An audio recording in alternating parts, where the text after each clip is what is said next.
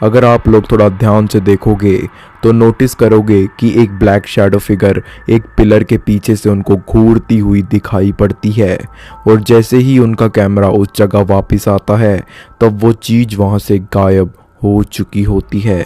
बहुत से लोगों का ये मानना था कि ये ब्लैक फिगर किसी पेशेंट का घोस्ट भी हो सकता है जो मे बी किसी कारण से इस जगह पर मर गया था। लेकिन आप लोगों की इस बात और इस वीडियो पर क्या राय है मेरे साथ ज़रूर शेयर करना। दोस्तों, वीडियो देखकर अगर थोड़ा बहुत डर लग गया है और मूड फ्रेश करना चाहते हो और थोड़ा हंसना भी चाहते हो तो मेरे नए रोज़ पर भी एक लाइक ज़रूर छोड़ना। मैं मिलता हूँ आपसे ऐसी ही एक और वीडियो के साथ। तब तक के लिए goodbye and take care.